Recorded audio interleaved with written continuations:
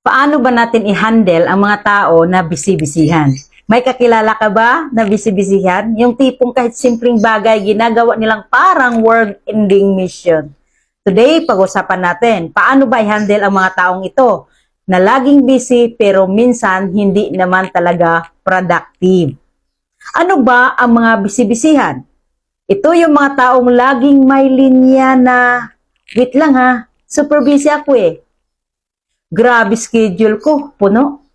Pero kapag i-check mo, kalahati doon selfie time, scroll time, at overthinking time. Hindi sila masama, pero minsan toxic sa paligid. Lalo na kung ginagamit ang busy para umiwas, mag-iwas responsibility, o magmukhang importante.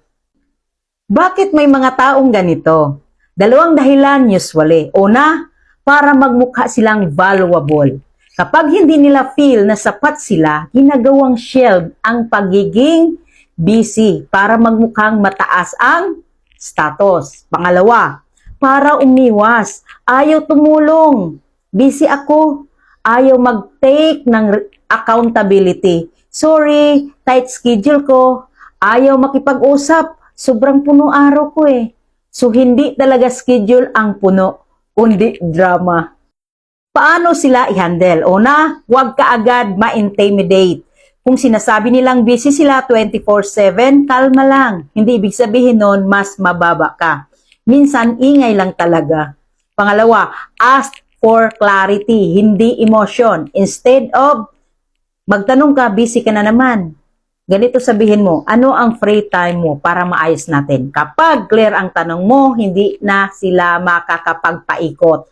Pangatlo, huwag mag-adjust ng todo.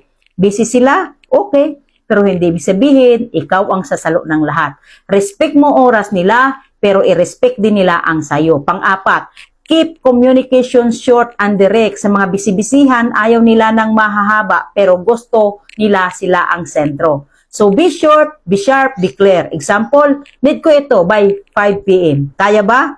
Hindi yung kwento pa ng isang chapter ng buhay mo.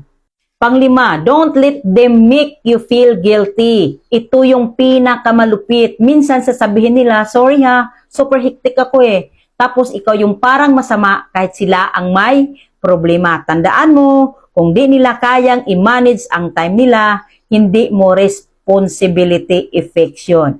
Pang-anim, lead by example. Ipakita mo na ang tunay na productive, hindi maingay. Hindi kailangan ipagmayabang, hindi kailangan i-post, hindi kailangan i-announce bawat 5 minutes. Ang tunay na busy, gumagawa, hindi nagdadrama. Now, ano naman ang mapapala mo sa tamang pag-handle? Una, peace of mind. Number 2, respeto. Kasi kapag marunong kang humawak ng ganitong tao, mas kita nila ang professionalism mo.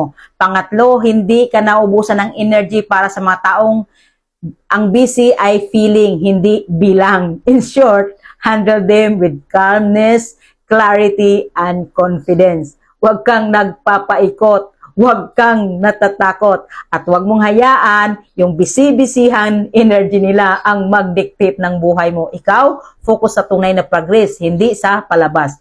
Ikaw ba, may kakilala ka ba na busy-busyhan at isang linggo at isang buwan bago babasahin ang message mo? Mention mo na.